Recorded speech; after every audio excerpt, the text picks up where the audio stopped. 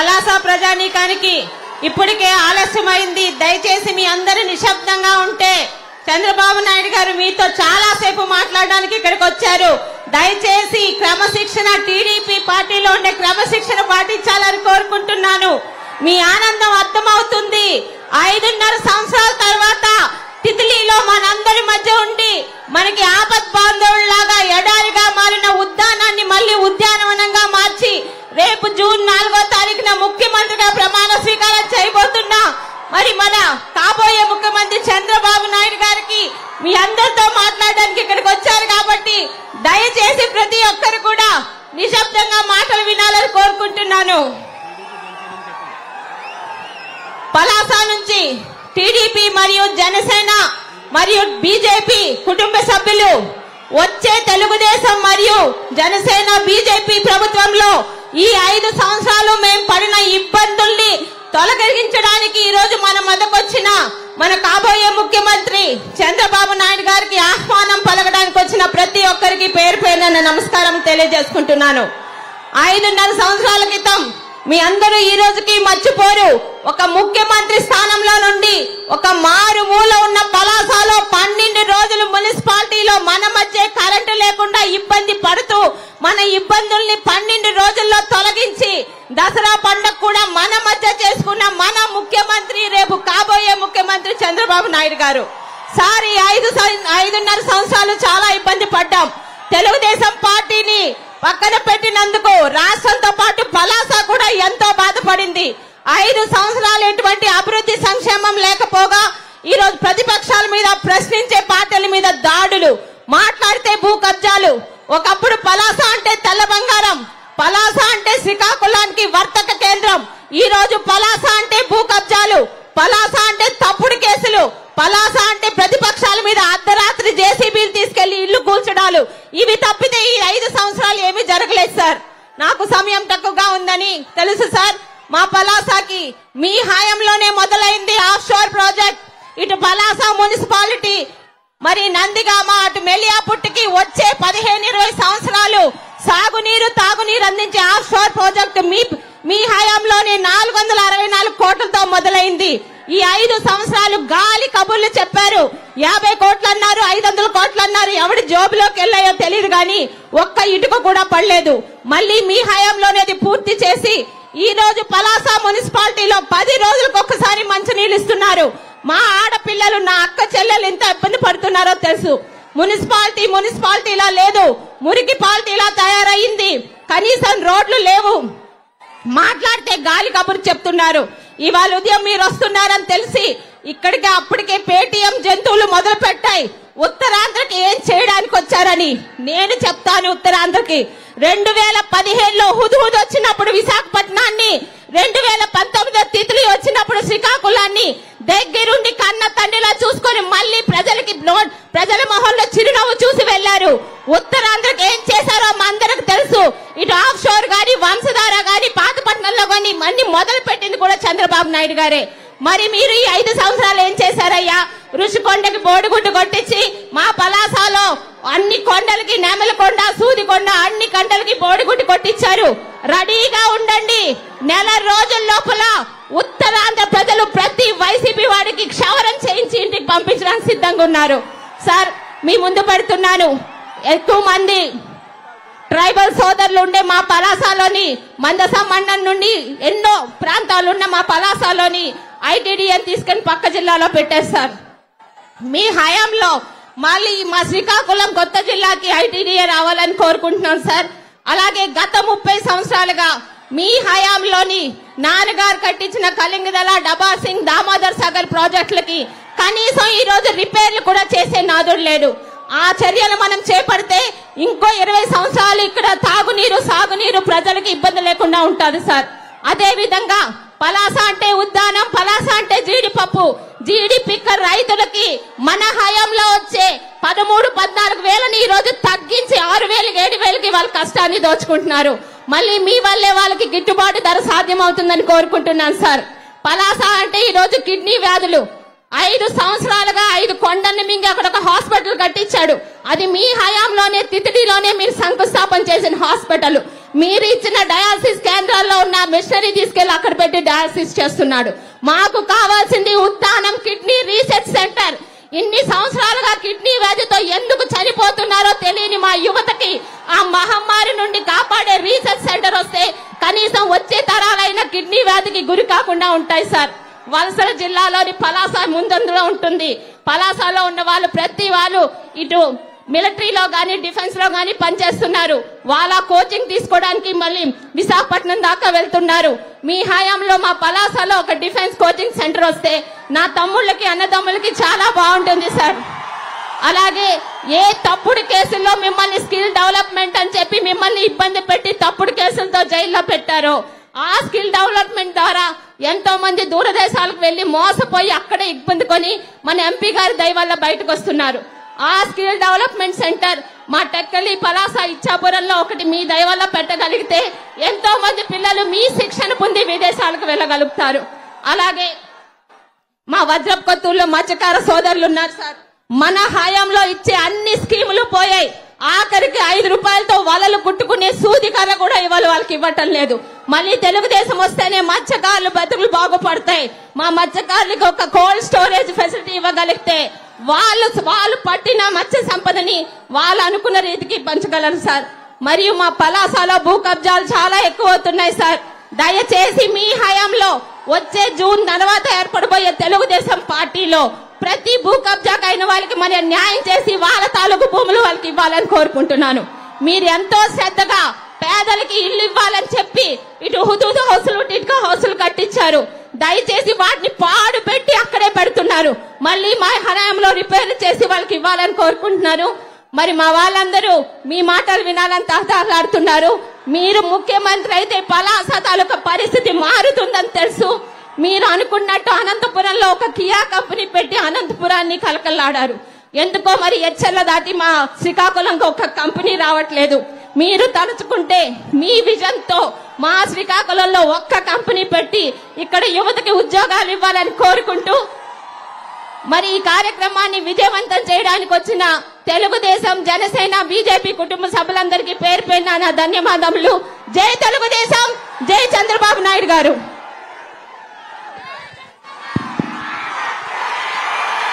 పలాస నియోజకవర్గ తెలుగుదేశం పార్టీ కుటుంబ సభ్యులకి, జనసేన కుటుంబ సభ్యులకి, భారతీయ జనతా పార్టీ కుటుంబ సభ్యులకి ముందుగా అందరూ పొడవుగా ఉన్నటువంటి జెండాలు కొంచెం కిందకి దించాలి. బస్ కాంప్లెక్స్ వరకు కూడా జనాలు ఉన్నారు. వాళ్ళందరికీ కూడా ఇది కనబడాలి, వినబడాలి. అందరూ కూడా జెండాలు కిందకి దించండి. మన అందరి అభిమాన నాయకుడు, నవ్యాంధ్రప్రదేశ్ నిర్మాత, మరొక 7 వారాల్లో ముఖ్యమంత్రిగా మనందరి ముందుకి రాబోతున్నటువంటి వ్యక్తి, పలాసకి తితిలిలో పునర్జన్మ ఇచ్చినటువంటి వ్యక్తి, మళ్ళీ మన అందరికీ కూడా ఆదుకోవడానికి మంచి విజన్ తో మన అందరికీ కూడా ధైర్యం ఇవ్వడానికి విచ్చేసిన మన అధినేత నారా చంద్రబాబు నాయుడు గారికి పలాస నియోజకవర్గం తరపున, శ్రీకాకుళం పార్లమెంట్ తరపున సాదరంగా స్వాగతం పలుకుతూ ఈ యొక్క కార్యక్రమాన్ని ఎంత విజయవంతం చేయడానికి కదలి వచ్చినటువంటి మా తెలుగుదేశం పార్టీ, జనసేన, భారతీయ జనతా పార్టీ కార్యకర్తలకు, సోదరు సోదరీమణులకు, పలాస ప్రజానికానికి అందరికీ కూడా నా హృదయపూర్వకమైనటువంటి నమస్కారాలు తెలియజేస్తున్నాను. పలాస పౌరుషం చూస్తున్నాను, పలాస ఉగ్ర రూపం చూస్తున్నాను. ఈ ఉగ్ర రూపం దాల్చినటువంటి పలాసని తట్టుకునే శక్తి ఆ దొంగల రాజ్యానికి, దొంగల రాజుకి లేదనేది కూడా తెలియజేస్తున్నాను. మీరందరూ కూడా సంసిద్ధంగా ఉన్నారనే మెసేజ్ ఈ కార్యక్రమం ద్వారా మనం అందిస్తున్నాం. ఈ 4 వారాలు కూడా మనం ప్రతి సెకండ్ కూడా మన గెలుపు కోసం కృషి చేసి పలాస చరిత్రలోనే ఎన్నడూ ఎరగనటువంటి మెజారిటీతో తెలుగుదేశం, జనసేన, బీజేపీ తాలూకా ఎన్డీఏ కూటమిని మన అభ్యర్థిగా శిరీషక్క గారిని అత్యధికమైనటువంటి మెజారిటీతో గెలిపించమని ఇక్కడ ఉన్నటువంటి ప్రజలందరికీ కూడా కోరుకుంటూ, ఎంపీగా కూడా నాకు కూడా గెలిపించమని కూడా మీ అందరికీ కూడా ఆశీర్వదించమంటున్నాను. పలాసలో ఈ రోజు పెద్ద పులి దిగింది. ఈ పెద్ద పులిని చూసి జుత్తులు మారి నక్కలన్నీ కూడా పారిపోయే పరిస్థితుల్లో ఉన్నాయి. గుర్తు పెట్టుకోండి, ఈ 5 సంవత్సరాలు పలాసని ఎవరైతే చిత్రహింసలు కూడా పెట్టారో వార్తలు పెట్టి మిమ్మల్ని శిక్షించే రోజులు అతి దగ్గరలోనే ఉన్నాయి. ఖబర్దార్ వాళ్ళందరికీ కూడా హెచ్చరిస్తున్నాం. 5 సంవత్సరాలు పలాసలో ప్రశాంతత లేదు, పలాసకి త్రాగునీరు లేదు, పలాసకి సాగునీరు లేదు, పలాసకి ఉద్యోగాలు లేవు, పలాస జీడి కార్మికులకి మద్దతు ధర లేదు, పలాసలో ఎటువంటి న్యాయం లేకుండా ఒక ఆర్ఓబి కంప్లీట్ చేయలేదు, రైతు బజార్ కంప్లీట్ చేయలేదు, ఇండోర్ స్టేడియం కంప్లీట్ చేయలేదు. ఇలా ఏ కోణాన్ని చూసుకున్నా సరే ఈ 5 సంవత్సరాలు పలాసలో కొండల్ని మింగారు తప్పితే ఏ ఒక్కరికి కూడా న్యాయం చేసే పరిస్థితి ఈ రోజు లేదు. అందుకనే మళ్ళీ మన ప్రభుత్వం వచ్చిన తర్వాత చంద్రబాబు నాయుడు గారి తాలూకా నాయకత్వం మీ అందరికీ కూడా గుర్తుంది. పలాసకి తిత్లీ తుఫాను వస్తే 10 రోజులు ముఖ్యమంత్రిగా ఇక్కడే బస చేసి ప్రతి ఒక్కరి గుండెల్లో ధైర్యం నింపి పలాసకి ఆ రోజు అన్ని విధాలుగా నేనున్నానని నమ్మకం ఇచ్చినటువంటి ఏకైక నాయకుడు మన నారా చంద్రబాబు నాయుడు గారు. అటువంటి నాయకుడితో పాటు ఈ రోజు భుజం భుజం కలుపుతున్నటువంటి యోధులు, ఒక పక్కన జనసేనాని పవన్ కళ్యాణ్ గారు, మరొక పక్కన దేశ ప్రధానమంత్రి నరేంద్ర మోదీ గారు, త్రిమూర్తుల్లాగా మన పలాసకి మన ఆంధ్ర రాష్ట్ర అభివృద్ధి కోసం మేము నిరంతరం కూడా మీతో పాటు నిల్చుంటామని నాయకులు కలిసికట్టుగా మనకి ధైర్యం ఇస్తున్నారు. మన ప్రాంతం అభివృద్ధి చెందాలనంటే, మన పిల్లలకి భవిష్యత్తు ఉండాలంటే ఎన్డీఏ కూటమిని మనం ఖచ్చితంగా గెలిపించుకోవాలని పలాస ప్రజలకు అందరికీ కూడా విన్నపం తెలియజేసుకుంటున్నాను. జీడి కార్మికుల తాలూకా, జీడి రైతుల తాలూకా సమస్య చంద్రన్న ఉన్నప్పుడు సుమారు 15,000 వచ్చేది బస్తాకి, ఈ రోజు 7,000 కూడా రావట్లేదు. పార్లమెంట్ లో ప్రత్యేకంగా నేను ప్రశ్న అడిగాను కేంద్ర ప్రభుత్వానికి, మా జీడి ప్రాంత రైతులకు ఆదుకోండనంటే ఆ రోజు కేంద్ర ప్రభుత్వం సమాధానం ఇచ్చింది, రాష్ట్ర ప్రభుత్వం నుంచి ఒక్కటంటే ఒక్క రిప్రజెంటేషన్ కూడా జీడి రైతులకి సంబంధించి రాలేదని. మీలాగా పేటీఎం బ్యాచ్ లాగా మాట్లాడే నాయకుడిని కాదు. పార్లమెంటులో చెక్ చేసుకోండి. ఫిబ్రవరి సమావేశాల్లో క్వశ్చన్ నంబర్ 625 అడిగితే ఈ యొక్క రాష్ట్ర ప్రభుత్వం జీడి కార్మికుల మీద, రైతుల మీద అస్సలు స్పందించే పరిస్థితి లేదు. ఆ రైతుల్ని మళ్ళీ మనం ఆదుకోబోతున్నాం. అలాగే సాగునీరుకి చంద్రన్న పెట్టినటువంటి ఆ రోజు ఆలోచన, వంశధార నుంచి బాహుద వరకు లింకప్ చేసి అక్కడ వంశధార తాలూకా నదీ జలాలను ఇచ్చాపురం వరకు కూడా తీసుకొని వెళ్లాలని ఆ జియో తీసుకొని వస్తే ఆ జియోని కూడా చింపేసి పక్కన పెట్టారు. మళ్ళీ ఆ లింకప్ అనుసంధానం చేసేటటువంటి స్థాయిలో చంద్రన్న పనులు చేపట్టబోతున్నారని కూడా ఈ సందర్భంగా తెలియజేస్తున్నాం. ముఖ్యంగా పలాసలో ఆర్మీ, ఎక్స్ ఆర్మీ తాలూకా వ్యక్తులు చాలా మంది ఉన్నారు. వాళ్ళ కోసం కార్పొరేషన్ గురించి చంద్రన్న ఆ రోజు ముఖ్యమంత్రిగా ఉన్నప్పుడే అడుగులు వేశారు. చేసే సమయానికి ప్రభుత్వం మారింది. మళ్ళీ ఆయన మాటల్లోనే ఖచ్చితంగా కార్పొరేషన్ ఏర్పాటు చేసి మా పలాస నుంచి, శ్రీకాకుళం జిల్లా నుంచి అనుక్షణం బార్డర్ లో సైనికుల్లా పనిచేస్తున్నటువంటి ప్రతి ఒక్కరికి కూడా, ఆ కుటుంబాలకి కూడా ఆదుకోవాలని చంద్రన్నకి ఈ సందర్భంగా విన్నపం తెలియజేసుకుంటున్నాను. అలాగే ఎక్కువ మంది ఉన్నటువంటి పలాస నియోజకవర్గానికి నా వంతుగా కేంద్రీయ విద్యాలయం ఇక్కడే ఏర్పాటు చేయడానికి కూడా వచ్చే 5 సంవత్సరాల్లో నేను కృషి చేస్తానని పలాస ప్రజల సాక్షిగా ఈ సందర్భంగా మీ అందరికీ తెలియజేస్తున్నాను. మీరందరూ మా ఇద్దరికి కూడా ఆశీర్వదించండి. మా నమ్మకం అంతా మా చంద్రన్నే. చంద్రన్న ఉంటే రాష్ట్రంలో ఏదైనా సాధ్యం. చంద్రన్న విజన్ తో ఈ రాష్ట్రం దేశంలోనే నెంబర్ 1 కాదు, ప్రపంచంలోనే తెలుగువాడి సత్తా ఏంటో నిరూపించడానికి చంద్రబాబు నాయుడు గారు, పవన్ కళ్యాణ్ గారు, మోదీ గారు మనతో పాటు నిరంతరం కూడా ఉంటారు. కాబట్టి పలాస ప్రజలు కూడా దానికి అనుగుణంగా సహకరించమని తెలియజేసుకుంటున్నాను. పలాసలో ఈ రోజు ముఖ్యంగా మీ అందరికీ ఉన్నటువంటి భయం, భూ కబ్జాలు విచ్చలవిడిగా పెరిగిపోయినాయి.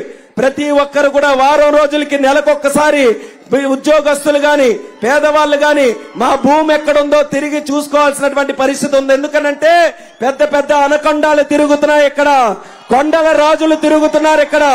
ఎప్పుడు ఏ కొండ మింగేస్తారో, ఎవరి భూమి మింగేస్తారో తెలియనటువంటి పరిస్థితుల్లో భయభ్రాంతులుగా పలాస ప్రజలందరూ కూడా ఉన్నారు. అటువంటి దుర్మార్గులకి చెక్ పెట్టి ఏదైతే భూ కబ్జాలు చేశారో అవి తిరిగి ఆ పేద ప్రజలకి ఆ భూములు చెల్లించే విధంగా మీరు ముఖ్యమంత్రి అయిన తర్వాత చర్యలు తీసుకోవాలని కూడా చంద్రబాబు నాయుడు గారికి ఈ సందర్భంగా తెలియజేసుకుంటూ, మరి ఎక్కువ ఆలస్యం చేయకుండా మరి చంద్రన్న తాలూకా మాటలు మీ అందరికీ కూడా చేసే విధంగా, అలాగే ఆఫ్ షోర్ తాలూకా కార్యక్రమం మన పలాస మున్సిపాలిటీకి త్రాగునీరుతో పాటు సాగునీరు అందించే ఆఫ్ షోర్ ప్రాజెక్ట్ కి ఆ రోజు 434 కోట్ల రూపాయలు శివాజీ గారు ఇక్కడ ఎమ్మెల్యేగా ఉంటే చంద్రన్న తాలూకా సహకారంతో శాంక్షన్ చేయించి పనులు చేయించాం. ఒక్క రూపాయి పని కూడా ఈ 5 సంవత్సరాల్లో జరగలేదు. ఒక్క రూపాయి ఒక ప్రాజెక్ట్ కి తీసుకొని రాకుండా ఈ రోజు ఇక్కడ ఉన్నటువంటి మంత్రి ప్రగల్భాలు పలుకుతున్నాడనంటే నువ్వు అసలు ఈ 5 సంవత్సరాలు ఈ పలాసకి ఏం చేశావో ముందు చెప్పు బ్రదర్ అని సందర్భంగా ప్రశ్నిస్తున్నాను. మీరు చేసింది చెప్పలేక మా మీద ఈ రోజు ఎగురుతారా? మా ట్రాక్ రికార్డ్ ఏంటో ప్రజలకందరికీ కూడా తెలుసు. ఆ ట్రాక్ రికార్డు రేపు బాక్స్ ఆఫీస్ లాగా బ్యాలెట్ ఆఫీస్ లోనే కనబడబోతుందనేది కూడా వైఎస్ఆర్ కాంగ్రెస్ పార్టీ నాయకులందరికీ కూడా తెలియజేసుకుంటూ, మన నాయకుడు చంద్రన్న గారిని ఇంకా ఆలస్యం లేకుండా మిమ్మల్ని అందరినీ కూడా ఉద్దేశించి మాట్లాడమని కోరుతూ మరొకసారి మీ అందరికీ కూడా ధన్యవాదాలు తెలియజేస్తూ సెలవు తీసుకుంటున్నాను.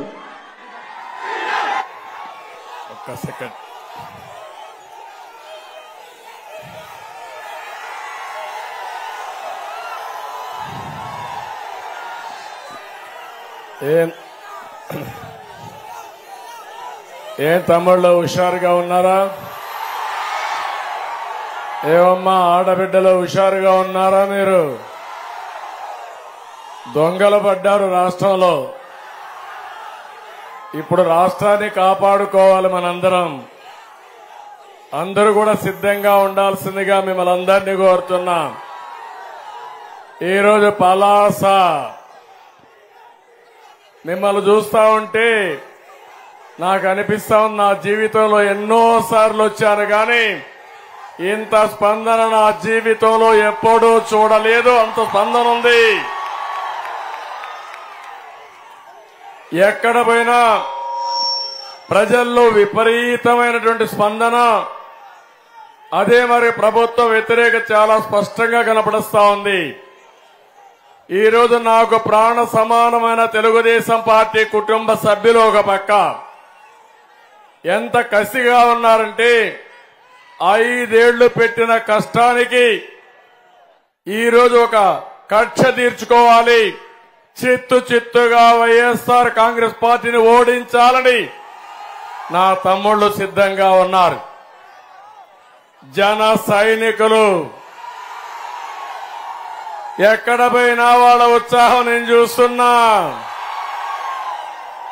మా నాయకుడిని అవమానించిన ప్రతి ఒక్కరిని చితగ్గొట్టాలని మా జన సైనికులు సిద్ధంగా ఉన్నారు.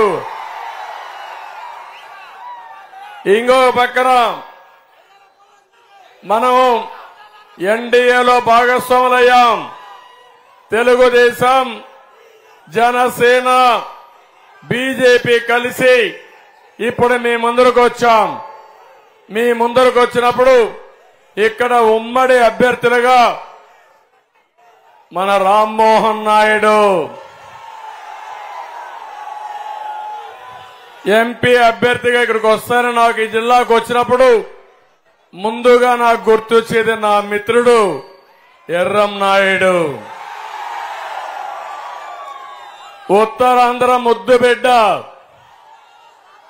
నేను ఒకసారి యునైటెడ్ ఫ్రంట్ లో మంత్రి పదవి వస్తే కేబినెట్ ర్యాంక్ ఇవ్వాలంటే ఎవరికి ఇవ్వాలని ఆలోచించినప్పుడు ఒక్క నిమిషం ఆలోచించకుండా నేను ఎంపిక చేసిన అభ్యర్థి ఎర్రం నాయుడు గారు అని చెప్పి నేను మీకు తెలియజేస్తున్నా.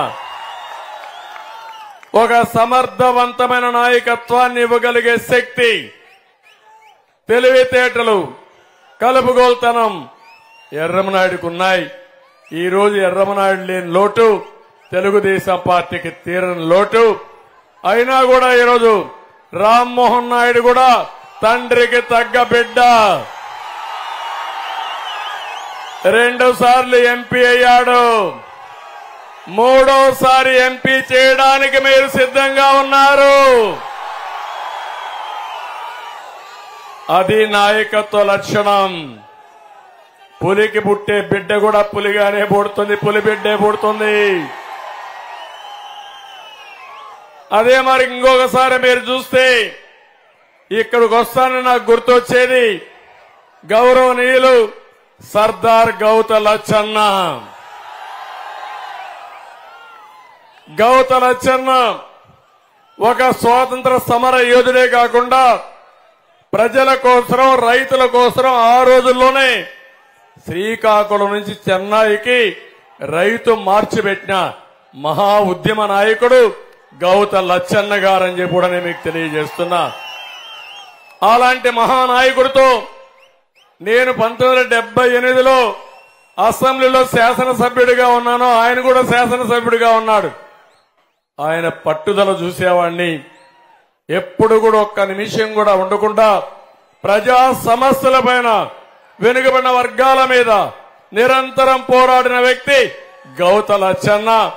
ఆ తర్వాత గౌత శివాజీ కూడా ఆయన కుమారుడుగా రాజీ లేని పోరాటం చేసి ఈ నియోజకవర్గానికి ఎనలేని సేవలు అందించిన వ్యక్తి గౌత శివాజీ అని చెప్పి నేను మీకు తెలియజేస్తున్నా.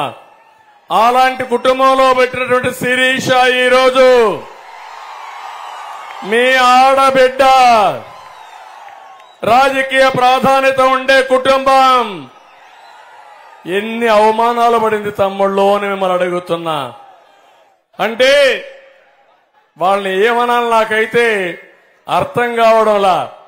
ఒక్కసారి ఎమ్మెల్యే అయిన వాడికే ఇన్ని తోకలు వస్తే 3 తరాలు రాజకీయాలు చేసే వాళ్ళకి ఎంత ఉండాల తమ్ముళ్ళు పవరు? ఆ పవర్ ఉపయోగిస్తే వీళ్ళు ఏమవుతారు తమ్ముళ్ళు? వీళ్ళ తప్పు కాదు, పెద్ద సైకో చిన్న సైకోల్ని తయారు చేశాడు తమ్ముళ్ళు. అది బాధ. మా ఆడబిడ్డలు గుర్తుపెట్టుకోవాలి ఆ విషయం. ఇక్కడికి వచ్చినప్పుడు నాకు ఒక ఇది వస్తుంది. శ్రీకాకుళం కొత్త కాదు, ఉత్తరాంధ్ర నేను రావడం కొత్త కాదు, 40 ఏళ్ల నుంచి వస్తూనే ఉన్నా. మనం ఉదుహుదును చూశాం. ఉదుహుదు కంటే స్పీడ్ గా నేను విశాఖపట్నానికి వచ్చి ఆ రోజు ఈ ప్రాంతాన్ని కాపాడానా లేదా అని మిమ్మల్ని అడుగుతున్నా. 12-14 రోజులు విశాఖపట్నంలో మకాం వేశాను. కలెక్టరేట్ కొట్టుకోబోయింది. అయినా కూడా బస్సులోనే ఉండి తిరిగి మిమ్మల్ని అందరినీ మామూలు మనుషులు చేసిన తర్వాత తిరిగి హైదరాబాద్కు పోయిన రోజులు అవన్నీ. ఇక్కడ తిత్లీ వచ్చింది. నాకు సమాచారం తీసుకుని రాత్రంతా మేలుకొని తుఫాన్ని పర్యవేక్షించి ప్రాణ నష్టం లేకుండా కాపాడి తెల్లవారితో నేరుగా ఇక్కడికే వచ్చాను. పలాస కేంద్రంగా పెట్టుకుని 14 రోజులు ఇప్పుడే దసరా కూడా పండగ చేసుకోకుండా దసరా పండగ కూడా ఈ బాధితులతో మీదతోనే చేసి ముందుకు పోయిన పార్టీ తెలుగుదేశం పార్టీ. ఆ విషయం మీరు గుర్తుపెట్టుకోవాల్సిన అవసరం ఉంది. నేను ఇక్కడ ఒకే ఒక మాట మిమ్మల్ని అడుగుతున్నా.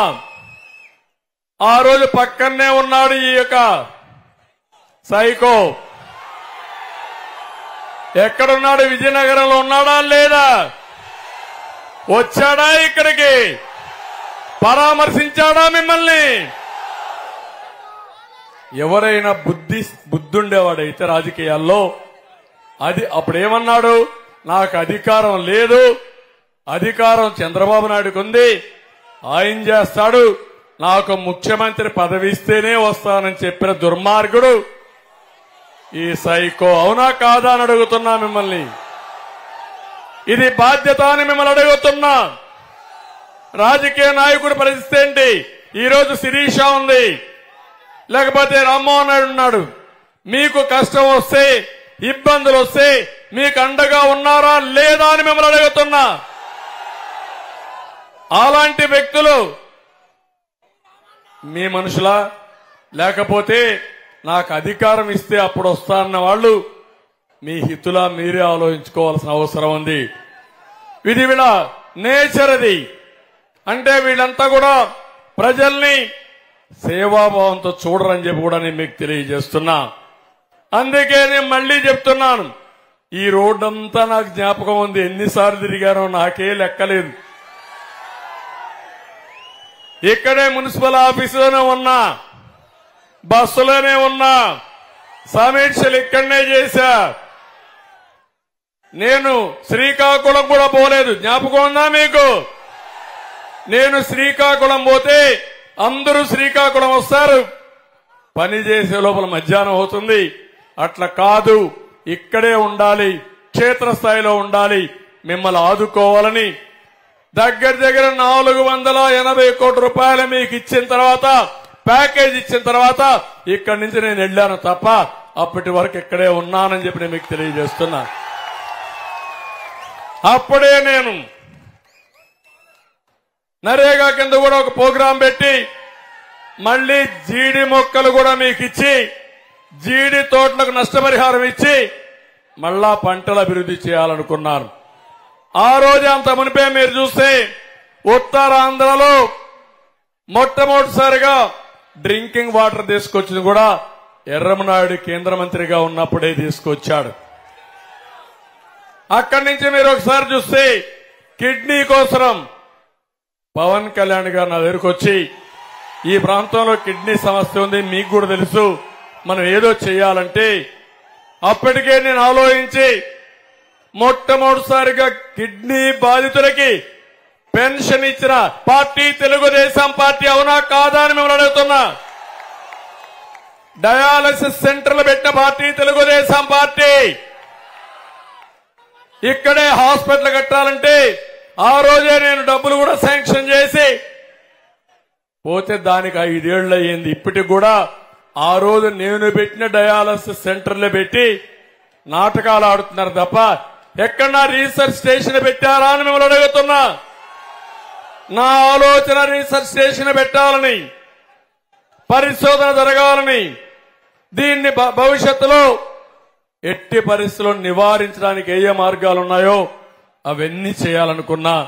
అవన్నీ చేయకుండా దుర్మార్గులు నాటకాలు ఆడుతున్నారు. నేను వస్తాను, ఇక్కడుండే ఒక అతనున్నాడు, ఎగిరెగిరి పడుతున్నాడు. ఏమనుకుంటున్నాడు నాకు అర్థం కాదు. 2 రోజుల తర్వాత ఇప్పుడు నీళ్లలో ఉండే చేప ఎట్టెట్ట ఎగురుతుందో రేపు నీళ్లు అయిపోయిన తర్వాత రోడ్డు మీద పడేస్తే ఆ చేప ఏ విధంగా గిజగిజలాడుతుందో మీరే చూడబోతున్నారు.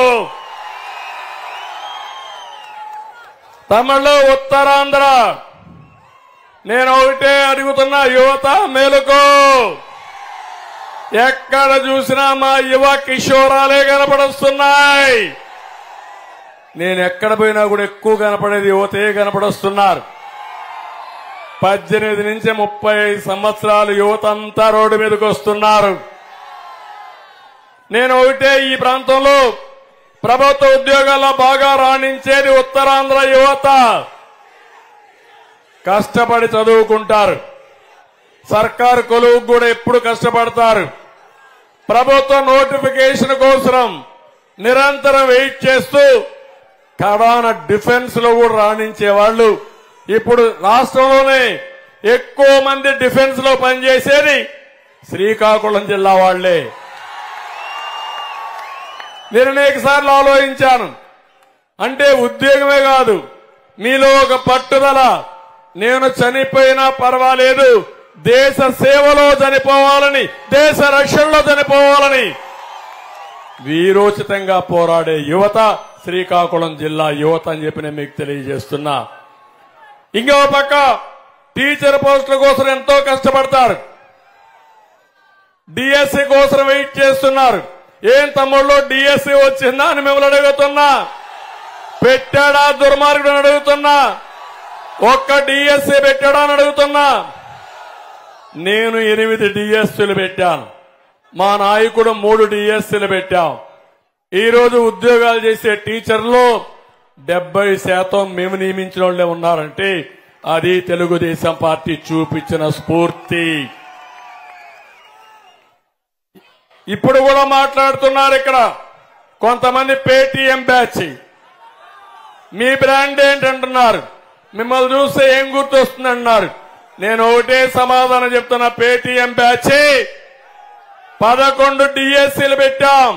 ఒక్క డిఎస్సీ పెట్టలేని అసమర్థుడు మీరు. సమాధానం చెప్పండి.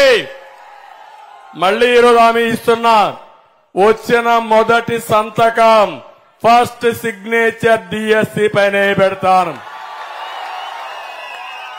మా యువతకు ఉద్యోగాలు ఇప్పిస్తాను. ఇదే కాకుండా ప్రతి సంవత్సరం దగ్గర మీరు ఒకసారి చూస్తే డిఎస్సి కోసం 5 లక్షల మంది విద్యార్థులు ప్రిపేర్ అవుతారు. అలాంటిది మొత్తం దెబ్బతినే పరిస్థితి వచ్చింది. ఇంకో పక్కన ప్రతి ఏటా జాబ్ క్యాలెండర్ అన్నాడు, ఇచ్చాడా అని అడుగుతున్నా. గ్రూప్ 1 పెట్టాడా అని మిమ్మల్ని అడుగుతున్నా. గ్రూప్ 2 ఉద్యోగాలు వచ్చాయని మిమ్మల్ని అడుగుతున్నా.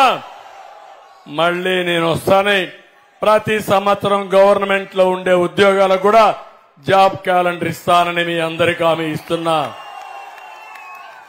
ఇదే కాదు, ఈరోజు పోలీస్ కానిస్టేబుల్ 5 లక్షల మంది సిద్ధంగా ఉన్నారు రాయడానికి.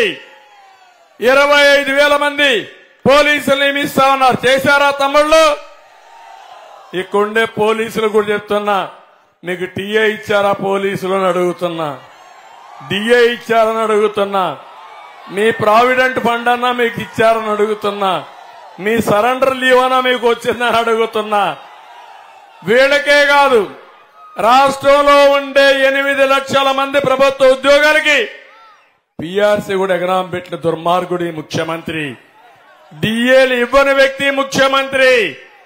నెలవారీగా శాలరీస్ ఇవ్వని ముఖ్యమంత్రి. నేను ఒకటే హామీ ఇస్తున్నా, మళ్ళా ఉద్యోగస్తులకి గౌరవం ఇచ్చే బాధ్యత నాది, పీఆర్సీ ఇచ్చే బాధ్యత నాది. మీరు ఆత్మ గౌరవంతో ఉద్యోగాలు చేసే విధంగా మీకు పూర్తిగా గౌరవం ఇచ్చే బాధ్యత తీసుకుంటాను. నేను వస్తానే పోలీసు ఉద్యోగాలు పూర్తిగా నియమిస్తా. దీనికి కూడా రిక్రూట్మెంట్ కోసం ప్రారంభిస్తాం. ఇది కాకుండా ఇంకొక పక్కన చూస్తే ఈరోజు మీ అందరినీ ఒకటే కోరుతున్నా, దేశంలోనే ఎక్కువ నిరుద్యోగ సమస్య మన రాష్ట్రంలో ఉంది. బీహార్ కంటే ఎక్కువ ఉంది మన రాష్ట్రంలో. 24% మంది చదువుకున్న వాళ్ళలో ఉద్యోగాలు లేకుండా తిరిగే పరిస్థితి వచ్చారు. అవునా కదా తమ్ముళ్ళు అని అడుగుతున్నా. జాబు రావాలంటే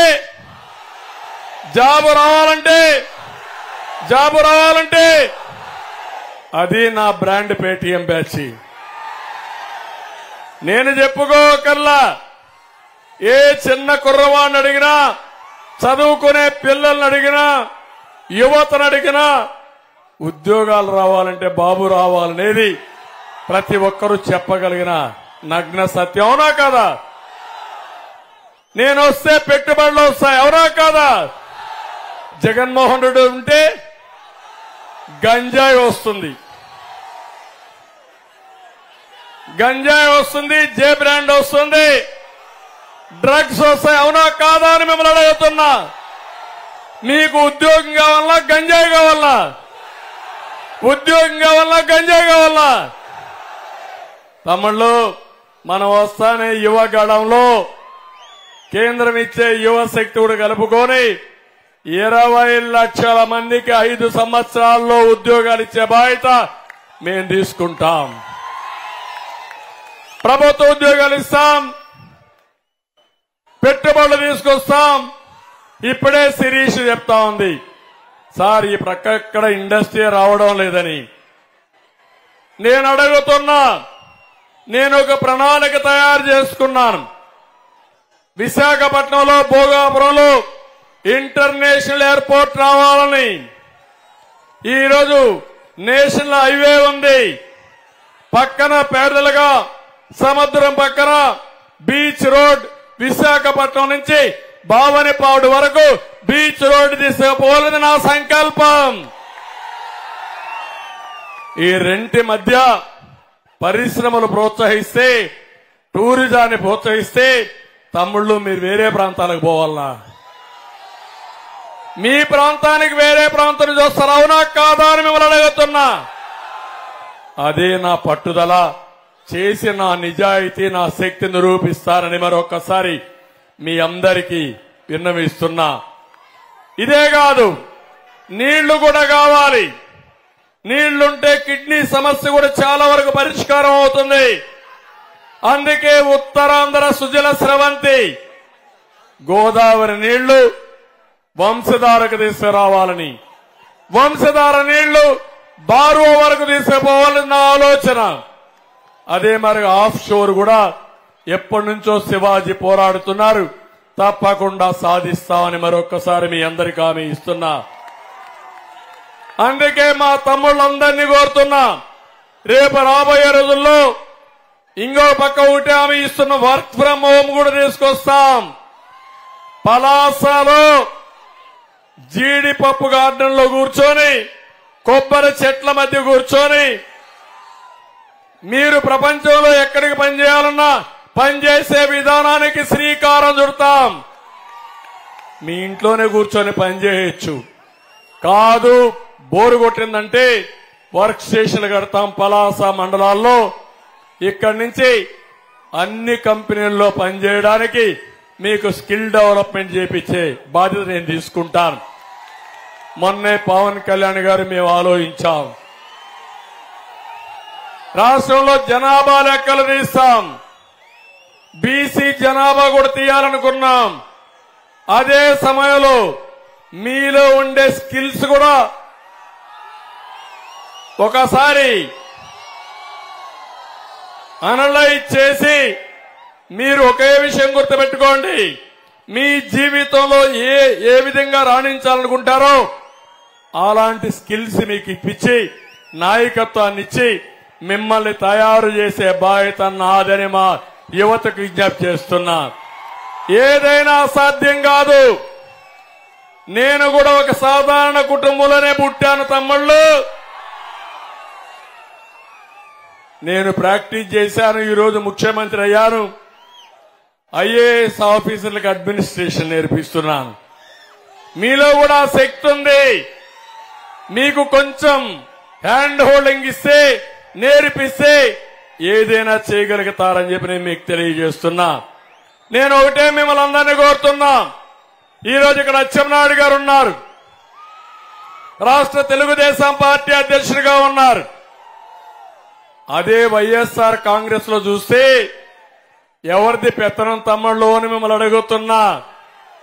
తెలుగుదేశంలో ఉత్తరాంధ్ర నాయకత్వం రాష్ట్రానికి నాయకత్వం ఇస్తే వైఎస్ఆర్ కాంగ్రెస్ పార్టీలో విజయసాయి రెడ్డి లేకపోతే సుబ్బారెడ్డి లేకపోతే పెద్దిరెడ్డి సజ్జల రెడ్డి వీళ్ళ పెత్తనం ఈ ఉత్తరాంధ్ర పైన మీకు కావాలా అని మిమ్మల్ని అడుగుతున్నా. వీళ్ళు ఒక నాయకులని మిమ్మల్ని అడుగుతున్నా. ఉత్తరాంధ్రకి ఆత్మాభిమానం ఉందా లేదా తమ్ముళ్ళు అని మిమ్మల్ని అడుగుతున్నా. మీ మీద అభిమానంతో ఇక్కడికి వచ్చారని అడుగుతున్నా. కాదు, విశాఖపట్నంలో ఉండే భూములపైన ప్రేమ దొంగలకి ఆనకొండలుగా వచ్చి ఉత్తరాంధ్రలో భూములు కబ్జా చేశారు. ఎక్కడికక్కడ దోచేసే పరిస్థితికి వచ్చారని చెప్పి కూడా నేను మీకు తెలియజేస్తున్నా. నేను ఒకటే ఒక విషయం చెప్తున్నాను. ఈ రోజు మీరు చూశారు అచ్చెన్నాయుడు గారు లాంటి నాయకుడిని ఉన్న పరంగా అరెస్ట్ చేశారా లేదా తమ్ముళ్ళు అని మిమ్మల్ని అడుగుతున్నా. శిరీషాని ఇబ్బంది పెట్టారా లేదా అని మిమ్మల్ని అడుగుతున్నా. ఇక్కడుండే కార్యకర్తలను ఇబ్బంది పెట్టారా లేదా అని మిమ్మల్ని అడుగుతున్నా. నేను అనుకుంటే ఒక్కడు తిరుగుతాడా వీడు రోడ్డు మీద? నాకు చేత కాదా? 14 సంవత్సరాల ముఖ్యమంత్రిని, 22 సంవత్సరాలు తెలుగుదేశం పార్టీ అధికారంలో ఉన్నాం. నేను ముఖ్యమంత్రిగా ఉన్నప్పుడే జగన్మోహన్ రెడ్డి పాదయాత్ర చేశాడు. వీళ్ళ నాన్న కూడా పాదయాత్ర చేశాడు. నేను ఆ రోజు అనుకుంటే అడుగు ముందు పెట్టేవాళ్ళ అని మిమ్మల్ని అడుగుతున్నా. ఇబ్బంది పెట్టాడా లేదా అని మిమ్మల్ని అడుగుతున్నా. కడాన ఎంత ఇబ్బంది అంటే నన్ను ఇబ్బంది పెట్టి నేను ప్రతిరోజు అందరినీ కాపాడుకోవడానికి నిద్ర లేని రాత్రులు గడిపాను. 5 సంవత్సరాలు. సాయంత్రం అయితే ఎవరిని అరెస్ట్ చేస్తారో తెలియదు. వాడిని బయట తీసుకురావాలంటే 60-70 రోజులు కోర్టు ద్వారా ఖర్చులు పెట్టి నానా అవస్థలు పెట్టి బయట తీసుకొస్తే మళ్ళా ఇంకొక రోజు ఇంకొకరిని అరెస్ట్ చేస్తారు. కడాన మీరు చూశారు, శుక్రవారం వస్తే ప్రొక్లైన్ పంపిస్తారు. ఎక్కడికక్కడ బిల్డింగులు కొట్టేస్తారు. అంటే వీళ్ళకి ఆస్తులు కూలగొట్టడం అలవాటు అయిపోయింది. మామూలుగా ఒక మనిషిని కొడితే మళ్లీ రికవర్ అవుతారని, ఆర్థికంగా ఇబ్బంది పెట్టాలని ఎక్కడికక్కడ మనుషుల్ని వాళ్ళ ఆస్తుల్ని విధ్వంసం చేసే పరిస్థితికి వచ్చారు. ఇవన్నీ చూసిన తర్వాత ఇటీవల మీరు చూశారు నన్ను కూడా అరెస్ట్ చేశారు. నన్ను అరెస్ట్ చేస్తే మా మిస్సెస్ అయితే, నా భార్య అయితే 40 ఏళ్లు ఎప్పుడూ బయట రాలా. ఎన్టీ రామారావు గారు ముఖ్యమంత్రిగా ఉన్నప్పుడు కూడా బయట రాలేదు. నేను ముఖ్యమంత్రిగా 14 ఏళ్లున్నా ఎప్పుడూ బయట రాలేదు. అలాంటి వ్యక్తి 53 రోజులు వారు అవస్థ పడిన విషయం చూస్తే నేను కష్టపడాలనా, నేను ఈ రాష్ట్రం కోసం తాపత్రయపడాలనా అని నేను కూడా ఆలోచించే పరిస్థితి. కానీ ఒకటే ఆలోచించాను, నేను కూడా పోరాడకపోతే ఈ రాష్ట్రంలో అందరం గాని ఇదే మార్గం అయితే రాష్ట్రాన్ని కాపాడుకోలేకపోతాం. 40 ఏళ్లు నన్ను గౌరవించారు, ఆదరించారు. ఏ తెలుగు బిడ్డకు ఇవ్వనంత ఆదరణ మీరు చూపించారు కాబట్టి మళ్లీ మీ రుణం తీర్చుకోవాలి, ఈ రాష్ట్రాన్ని కాపాడాలని ఏకైక ధ్యేయంతో ఈ రోజు నేను పనిచేస్తున్నాను.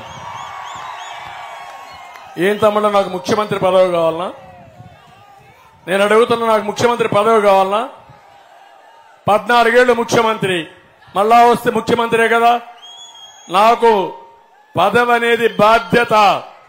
జగన్మోహన్ రెడ్డికి పదవి అనేది వ్యాపారం. ఆ విషయం మీరు గుర్తుపెట్టుకోవాలి. కడాన మా మిస్సెస్ కూడా నేను జైల్లో ఉన్నప్పుడు కొంతమంది కార్యకర్తలు అధైర్యపడిపోయి, ప్రజలు కూడా అధైర్యపడిపోయి ప్రాణాలు వదిలిపెట్టేశారు, దిగులు పడిపోయి చనిపోయారు. అలాంటి వారికి అండగా ఉండాలని, ఒక కుటుంబ సభ్యుడికి అన్యాయం జరిగితే ఏ విధంగా స్పందిస్తామో ఆ విధంగా మా మిస్సెస్ వీళ్ళందరూ స్పందించి నిజం గెలవాలనే కార్యక్రమానికి శ్రీకారం చుట్టారు. 6 నెలలు తిరిగారు, 203 కుటుంబాలను పరామర్శించారు, 95 నియోజకవర్గాలు తిరిగారు, 25 పార్లమెంట్లు తిరిగారు, 9700 కిలోమీటర్ల దూరం తిరిగి రాష్ట్రంలో నష్టపోయిన కుటుంబాలకు ఒక ధైర్యం చెప్పారు. అవన్నీ చూస్తే మాకింత శ్రమ అవసరమా అనిపిస్తుంది. కాదు, నేను చేసినా మా మిస్సెస్ చేసినా ఈ రాష్ట్రం కోసం చేశాను తప్ప ఏది కోరి ఉద్యోగం కావాలనో ఇంకోటి కాదు. కానీ ఇలాంటి సందర్భంలో మాకు మీరు అండగా ఉండి రాష్ట్రాన్ని కాపాడకపోతే ఏమవుతుందో ఆలోచించమని మిమ్మల్ని అందరినీ కోరుతున్నా. తమ్ముళ్ళు, ఈ రోజు ఒకటే నేను మిమ్మల్ని కోరేది, మేము త్యాగం చేశాం, నాయకులు త్యాగం చేశాం. పవన్ కళ్యాణ్ గారిని అయితే అడుగడుగునా అవమానించారు. మామూలు అవమానం కాదు, శారీరకంగా బాధ పెట్టారు, మానసికంగా వేధించారు. అన్ని విధాల వేధించినా ఒకే మాట చెప్పాడు, ఎన్ని వేధింపులైనా భరిస్తా, ఈ రాష్ట్రంలో వైఎస్ఆర్ కాంగ్రెస్ పార్టీని ఓడించే వరకు నా పట్టుదల వీడనని చెప్పిన వ్యక్తి పవన్ కళ్యాణ్ గారు. ఈరోజు బీజేపీ కూడా ఆ పట్టుదలతోనే ఉన్నాం. మేము కలిసింది మా కోసరం కాదు, ప్రజలు గెలవాలి, రాష్ట్రం నిలవాలి, మీరు బాగుపడాలి అని ఏకైక ధ్యేయంతో కలిసాం. మేము 3 జెండాలు, కానీ అజెండా ఒకటే, అభివృద్ధి, సంక్షేమం, ప్రజాస్వామ్య పరిరక్షణే మా ధ్యేయం. దీనికి పూర్తిగా సహకరించమని మిమ్మల్ని కోరుతున్నాం. ఇక్కడే జీడి రైతులు తెల్ల బంగారం, ఎక్కడ చూసినా నేను ఎప్పుడొచ్చినా నాకు ముందుగా వేసేది జీడిపప్పుతో దండ. ఇప్పుడు కాదు, ఆనవాయితీ ఇక్కడికి వచ్చినప్పుడంతా జీడిపప్పుతోనే ఆహారం వేస్తారు. అలాంటిది 80 కేజీల బస్తా 16,000 అమ్మాల్సింది 7,000కు పడిపోయింది. అవునా కాదా తమ్ముళ్ళు అని మిమ్మల్ని అడుగుతున్నా. గిట్టుబాటు ధర లేదు.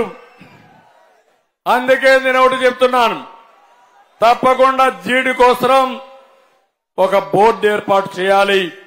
ఏర్పాటు చేస్తాం, గిట్టుబాటు ధర ఇప్పిస్తాం, మీకు నష్టపరిహారం ఇచ్చి కనీస మద్దతు ధర ఇప్పించి మిమ్మల్ని ఆదుకోవడానికి ముందుకు పోతామని కూడా మీ అందరికీ తెలియజేస్తున్నా. ఇది కాకుండా ఈరోజు నేను ఒక్క విషయం మిమ్మల్ని అందరినీ కోరుతున్నాను తమ్ముళ్ళు. మా ఆడబిడ్డలున్నారు, ఏమమ్మా ఒక్క విషయం చెప్తున్నా మీ అందరికీ, భవిష్యత్తులో ఇల్లు లేని వారందరికీ ఇండ్లు కట్టించే బాధ్యత నాది. ఇప్పుడిచ్చే ఇంటి జాగానే కాదు, ఇప్పుడు జగన్మోహన్ రెడ్డి ఇచ్చిన ఇండ్లు కూడా క్యాన్సిల్ చేయను. ఆ ఇండ్లు అక్కడనే కట్టిస్తాను మీరు కోరుకుంటే. లేని వారికి 2 సెంట్లు ఇచ్చి మీకు మంచి ఇల్లు కట్టించే బాధ్యత మేము తీసుకుంటాం. రెండోది, ఇంత మునుపు ఇండ్లు కట్టుకొని చాలా వరకు నష్టపోయారు. వారందరికీ ఒక హామీ ఇస్తున్నా. వారందరికీ ఏవైతే డబ్బులు లేకుండా ఇండ్లు కట్టి మీరు ఆ రోజు వస్తుందనుకున్నారు, కానీ ఈ ప్రభుత్వం ఇవ్వకుండా మోసం చేసింది. అలాంటి వాళ్ళకు కూడా ఆర్థిక సహాయం చేసే బాధ్యత నాది. అప్పటికే రికార్డు కూడా ఎస్టాబ్లిష్ చేశాం. టిడ్కో ఇళ్లు నేనే కట్టాను. ఈ దుర్మార్గుడు రంగులేశాడు తప్ప ఆ ఇండ్లు పూర్తి చేయలేదు. నేను వచ్చిన వెంటనే టిడ్కో ఇండ్లు పూర్తి చేసి మీకు ఇచ్చే బాధ్యత మాది. ఇంకొక విషయం మీ అందరికి చెప్తున్నా. ముఖ్యమంత్రి ఇంటి జాగాలు ఇచ్చాడు.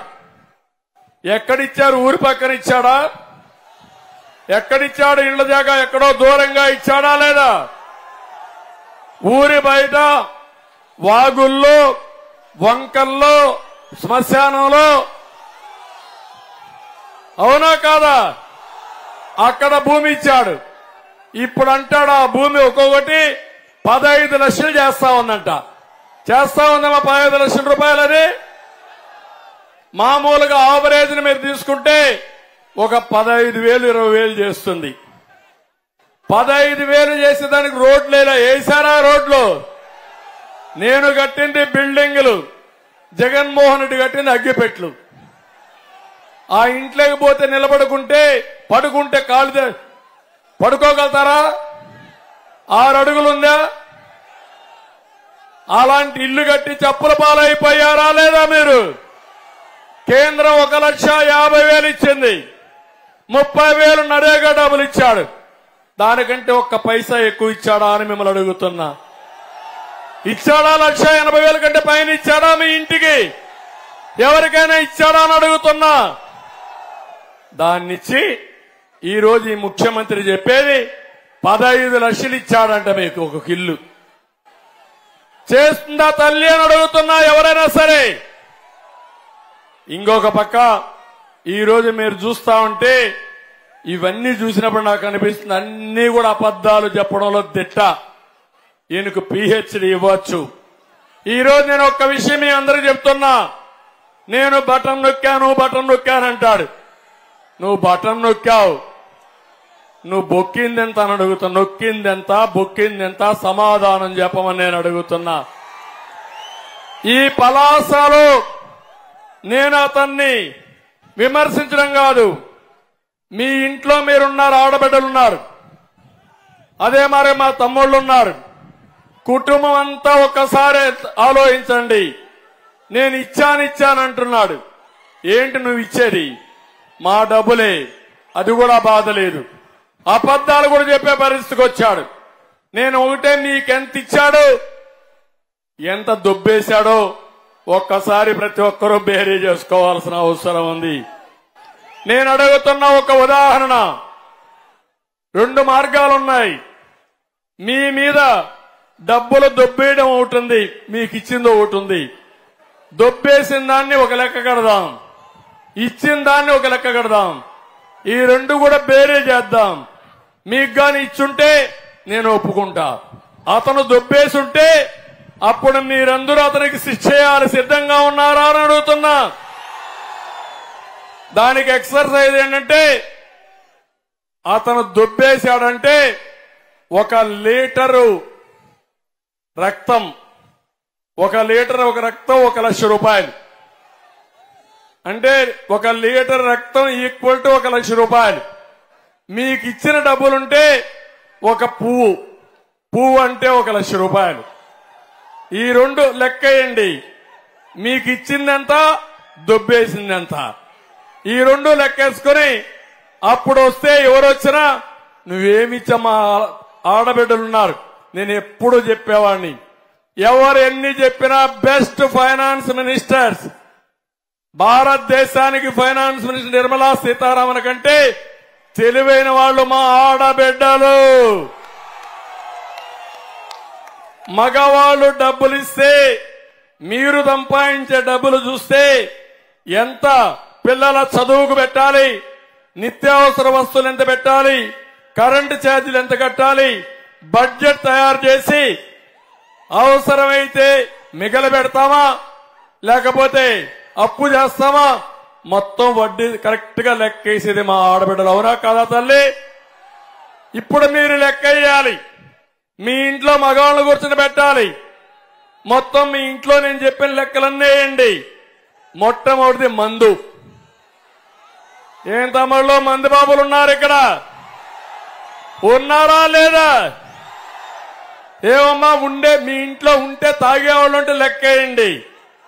ఇందులో నేనున్నప్పుడు 60 రూపాయలు క్వార్టర్ బాటిల్, ఇప్పుడు 200 రూపాయలు. అవునా కాదా తమ్ముళ్ళు అని అడుగుతున్నా.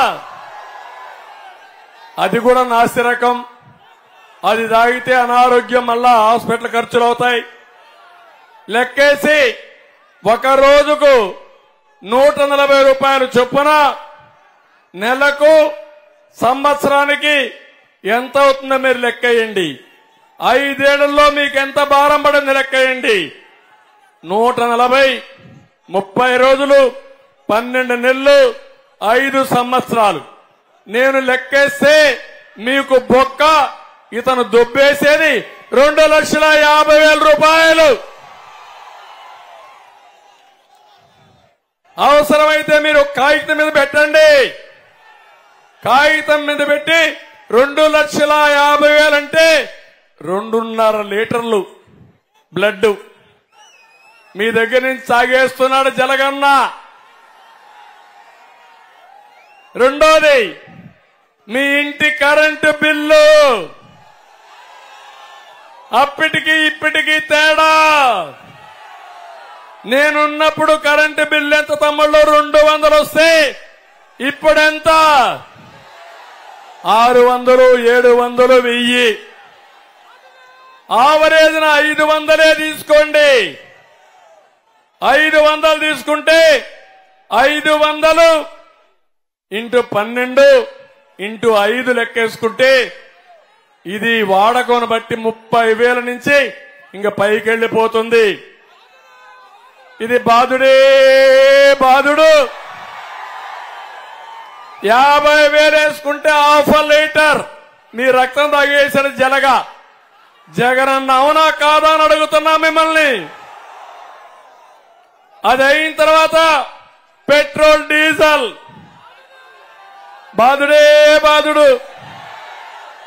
ఏమ్మా మోటార్ బైక్ ఉంటే ఒక విధానం, లేకపోతే ఆటో ఉంటే ఇంకోటి, కారుంటే ఇంకోటి.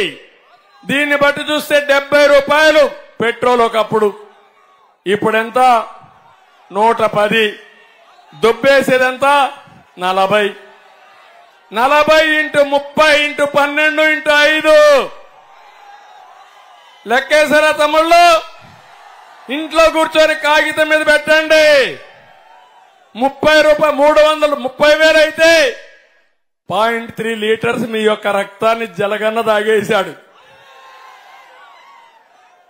ఇంకో పక్క మీరు ఒక పక్క చూస్తే అదనంగా పప్పు మీద, నూనె మీద, బియ్యం మీద ఇంటి ఖర్చులు ఎంత అవుతుందో లెక్కేయండి. ఇల్లు కడితే ఇసుక ఒకప్పుడు 1000 రూపాయలు, ఇప్పుడు ఎంత తమ్ముళ్ళు? ఇసుక ట్రాక్టర్ 5,000. అవునా కాదా? 5,000 గాని కడితే ఒక ఇల్లు అయితే ఎంత అవుతుంది? కనీసం ఒక 50,000 అవుతుంది. అవునా కాదా? ఇసుకే 50,000 అంటే 1/2 లీటర్ జలగా మీ రక్తాన్ని తాగేస్తా ఉంది. అది కూడా లెక్కేయండి. Cement, steel. సిమెంట్ ఎవరిది? భారతీయ సిమెంట్. అక్కడ జలగం అలా తాగేస్తుంది మీ రక్తాన్ని. అది లెక్కేసుకుంటే ఒక ఇంటికి 1,00,000 రూపాయలు ఎక్కువైతే 1 లీటర్ నీ రక్తాన్ని జలగన్న తాగేశాడు. ఈ విధంగా మీరు చూసుకుంటే 5 లక్షలుగా అదనంగా నీ కుటుంబం ఖర్చు పెడితే 5 లీటర్ల రక్తాన్ని మీ రక్తాన్ని తాగాడు. అవునా కాదా అని అడుగుతున్నా మిమ్మల్ని. చెత్త మీద పన్నేశాడా లేదా? వృత్తి పన్నేశాడా లేదా? రిజిస్ట్రేషన్ ఛార్జెస్ పెంచాడా లేదా? అన్ని లెక్కేయండి. మీ మీద ప్రేముండి ఇవ్వడం లేదు. మిమ్మల్ని అందరినీ కూడా ఇచ్చేసి ఇచ్చే పరిస్థితికి వచ్చాడు. అదే మరిగా నేను ఇప్పుడు లీటర్ల రక్తం చెప్పాను, 1 లీటర్ సమానం 1 లక్ష రూపాయల భారం. ఇప్పుడు పూలు చెప్తున్నా మీ అందరికీ. పూలు చెప్పినప్పుడు రాష్ట్రంలో 10 లక్షల రూపాయలు అప్పు చేశాడు మీ అందరి పైన. 1,00,000 కుటుంబాలు వేసుకోండి అంటే ఒక్కొక్క కుటుంబం మీద 10 లక్షలు అప్పు చేసిన దుర్మార్గుడు ఈ జగనన్న. అంటే కనీసం 8 నుంచి 10 లక్షలు మీ మీద భారం వేశాడు. నేను అడుగుతున్న జగన్మోహన్ రెడ్డి కడతాడా? నేను జగన్మోహన్ రెడ్డి అనడంలా జగన్ రెడ్డి, జగన్ రెడ్డి. ఎక్కడ చూసినా గన్ చూపించి బెదిరిస్తున్నాడు. అందుకే నేను అడుగుతున్నా, అప్పులు మీరు కడతారా ఆయన కడతారా? మీరే కడతారా? అవునా కాదా? కనీసం కుటుంబం పైన 6-7 లక్షలు అప్పు చేశాడు. అంటే 6-7 పువ్వులు మీ నెత్తిన మళ్ళా ఎక్కడికక్కడ 6-7 పువ్వులు మన మీద వేశాడు, భారం వేశాడు. అక్కడి నుంచి వస్తే మీకు పెన్షన్ ఇస్తున్నాడు. నేనున్నప్పుడు 200 రూపాయలు 2000 రూపాయలు చేశానా లేదా అని మిమ్మల్ని అడుగుతున్నా. ఈయనిచ్చిందంతా 1000 రూపాయలు. ఇప్పుడు నేను చెప్పాను, ఇంటి దగ్గరనే ఇస్తాం, మొదటి తారీఖు ఇస్తాం, 4000 రూపాయలు పెన్షన్ ఇస్తాం, ఏప్రిల్ 1వ తారీఖునే ఇస్తానని హామీ ఇచ్చాను. అది కూడా లెక్కేసుకోండి. ఒక ఇంటికి ఇచ్చుంటే దగ్గర సంవత్సరానికి 2000 2,500 ఆవరేజ్ వేసుకుంటే 30,000 ఇచ్చాడు. అది కాకుండా మీరు ఇంకొక పక్కన మీరు చూస్తే మీకు అమ్మ ఒడి ఇచ్చుంటే, ఆసరా ఇచ్చుంటే అవి కూడా లెక్కేయండి. ఒక ఆటో డ్రైవర్కి ఇచ్చుంటే ఎంత ఇచ్చాడు, ఎంత భారం వేసాడు అది కూడా లెక్కేయండి. ఇవన్నీ పూల కింద లెక్కేసి 1,00,000 రూపాయలు ఇచ్చుంటే ఒక పువ్వు కింద లెక్కేయండి. ఈ 2 కూడా లెక్కేసుకుని మొత్తంగా మీరు క్యాలిక్యులేట్ చేసుకుంటే మీకు ఎంత ఇచ్చాడు, ఎంత దుబ్బేశాడు, బ్యాలెన్స్ ఏంటి, మీకు ఎంత భారం వేశారు. మీరు మంచి జరిగితే అతను ఓటేయండి, చెడు జరిగితే చితగ్గొట్టి భూస్థాపితం చేయమని మిమ్మల్ని అందరినీ కోరుతున్నా. మా కార్యకర్తలను కోరుతున్నా, నేను చెప్పింది పేపర్ మీద మీకు పంపిస్తా. అన్ని లెక్కలు లీటర్లు పువ్వులతో సమానంగా లెక్కేసి ఈ కామన్ మ్యాన్ కి అర్థమయ్యేట్టుగా విడమర్చి చెప్పండి. మా ఆడబిడ్డలు తెలివైన వాళ్ళు లెక్కేస్తారు. నేను ఇప్పుడు ఇచ్చేదానికి, వాళ్ళు దోచిన దానికి, భవిష్యత్తులో వాళ్ళు ఇచ్చేది మనం ఇచ్చేది లెక్కేసి ఒక్క ఓటు కూడా వేయకుండా కూటమిని గెలిపించే బాధ్యత మా ఆడబిడ్డలకే ఇస్తున్నానని చెప్పి నేను మీకు తెలియజేస్తున్నా. ఆడబిడ్డలు మీరు సిద్ధంగా ఉన్నారా అని మిమ్మల్ని అడుగుతున్నా. సిద్ధమా అని మిమ్మల్ని అడుగుతున్నా. నేను ఒకటే చెప్తున్నా, పడగొట్టి చెడగొట్టి భయపెట్టి బాధ పెట్టి హింసించి ఆనందం పొందేవాడు ఈ జగన్ సైకో. అవునా కాదా తమ్ముళ్ళు? తనకు తెలియదు, తెలిసిన వాళ్ళు చెప్తే వినని మూర్ఖుడు. అఖండమైన మెజార్టీతో అధికారం అప్పచెప్తే అభివృద్ధిని పట్టించుకోకుండా, తనను తాను నిరూపించుకోకుండా సమయాన్నంతా ప్రతిపక్షాన్ని అణగదొక్కడానికి ఉపయోగించుకున్నాడు. 150 సీట్లతో మీరు గెలిపించారు. ప్రజల భవిష్యత్తుని పణంగా పెట్టి అప్పులు చేసి బటన్ నొక్కుతున్నాడు. బటన్ నొక్కేది పెద్ద పని అయితే మంచం మీద పడుకున్న ముసలమ్మ కూడా బటన్ నొక్కగలుగుతారు. అవునా కాదా తమ్ముళ్ళు? నేను అడుగుతున్నా. సంపద సృష్టించాలి, ఆదాయాన్ని పెంచాలి, మా తమ్ముళ్లకు ఉద్యోగాలు ఇవ్వాలి, పెంచిన ఆదాయాన్ని పేదవాళ్లకు పంచాలి. అది పరిపాలన. అవునా కాదా అని మిమ్మల్ని అడుగుతున్నా. ఎవరికో పేరు వస్తుందని 30,000 ఎకరాల భూమి అమరావతికి సేకరిస్తే 10,000 కోట్లతో బిల్డింగులు కడితే పాడుబెట్టినోడు, రాష్ట్రానికి రాజధాని లేనోడు రాష్ట్రానికి రాజధాని లేకుండా చేసిన దుర్మార్గుడు ఈ సైకో ముఖ్యమంత్రి. ఇంకో పక్కన నాకు పేరు వస్తుందని లక్షల టిట్కో ఇళ్లు పేదవాళ్ళకి ఇవ్వకుండా ఇబ్బంది పెట్టిన దుర్మార్గుడు ఈ వ్యక్తి. ఇంకో పక్క అందిన కాడికి అప్పులు చేసి ప్రజల్ని దొబ్బేసి దానిపైనే తన పేరేసుకుని దానం చేస్తున్నానని దాన చక్రవర్తి కింద ప్రొజెక్ట్ చేసుకున్న దుర్మార్గుడు. ఇవన్నీ చూస్తే అన్ని వ్యవస్థలను భ్రష్టు పట్టించాడు. దానికి ఒక హీరోయిజంగా మాట్లాడుతున్నాడు. ఏ రోడ్డుకైనా మట్టేశారా తమ్ముళ్ళు అని మిమ్మల్ని అడుగుతున్నా. వ్యవసాయ శాఖ పనిచేస్తా ఉందని మిమ్మల్ని అడుగుతున్నా. సాగునీటి శాఖ పనిచేస్తా ఉందని మిమ్మల్ని అడుగుతున్నా. ఒక్క ప్రాజెక్టు కట్టారా అని మిమ్మల్ని అడుగుతున్నా. విద్యాశాఖ పనిచేస్తా ఉందని మిమ్మల్ని అడుగుతున్నా. ఆరోగ్య శాఖ పనిచేస్తా ఉందని మిమ్మల్ని అడుగుతున్నా. హాస్పిటల్ మందులు ఉన్నాయని మిమ్మల్ని అడుగుతున్నా. ఏంటి ఏం చేశాడు? అన్నీ చేసి సమాజంలో ఒక పని చేసి గాలోళ్లు పెంచాడు. ఇక్కడ కూడా ఒక గాలోడు పెంచాడు. ఇక్కడ ఒక ఎమ్మెల్యే ఉన్నాడు, అసలు గాలోడు. ఇతను నాకెప్పుడు చూడలా ఈ గాలోడిని. ఇలాంటి గాలోళ్లు పెంచి లక్షల కోట్ల రూపాయలు దుర్వినియోగం చేసి ఎక్కడికక్కడ మా తమ్ముళ్ళు చెప్పినట్టు చాలా దుర్మార్గంగా ప్రవర్తించి ఈరోజు రాష్ట్రాన్ని భ్రష్టు పట్టించారు. నేను చెప్పింది మీరు అర్థం చేసుకుని మళ్లీ ఒకసారి చెప్తున్నా, భవిష్యత్తుకు నాంది పలికే విధంగా మీరు కార్యక్రమాలు చేయాల్సిందిగా నేను కోరుతున్నా. నేను అందుకే మీ అందరినీ కోరుతున్నా, సూపర్ 6 తో మేము వస్తున్నాం. నరేంద్ర మోడీ కేంద్రంలో సంకల్ప పత్రంతో ఆయన వస్తున్నాడు. ఈ రెండు కలుపుకుంటే డబల్ ఇంజన్ సర్కార్, 2 మేనిఫెస్టోలు అమలు చేసే బాధ్యత మాది. ఒకటి కేంద్రం మేనిఫెస్టో, 2 రాష్ట్ర మేనిఫెస్టో, 2 అమలు చేస్తాం. దానికి ఎవరు సమర్థవంతమైన నాయకుడు? రామ్మోహన్ నాయుడు. నేను అడుగుతున్నా, మీరు ఎంపీలు ఓటేస్తే వేరే పార్టీకి మీరేం చేస్తారయ్యా? నేను అడుగుతున్నా. నీ కేసుల కోసం బేరసారాలు చేస్తారు తప్ప మాకు అవసరం లేదు. ఇప్పుడు నేషనల్ ఎన్డీఏ మేము కూడా భాగస్వాములం. అందరం కలిసి ఈ రాష్ట్రాన్ని అభివృద్ధి చేస్తాం. డబల్ ఇంజన్ సర్కార్, 2 మేనిఫెస్టోలు, 2 కలిపి 14 సంవత్సరాల్లో ఏదైతే నేను చేశానో 5 ఏళ్లలో చేసి నిరూపిస్తానని చెప్పి నేను మీకు అందరికీ తెలియజేస్తున్నా. అక్కడే మా ఆడబిడ్డలకి తల్లికి వందనం 15,000 రూపాయలు ప్రతి ఒక్క బిడ్డకి ఇస్తాం.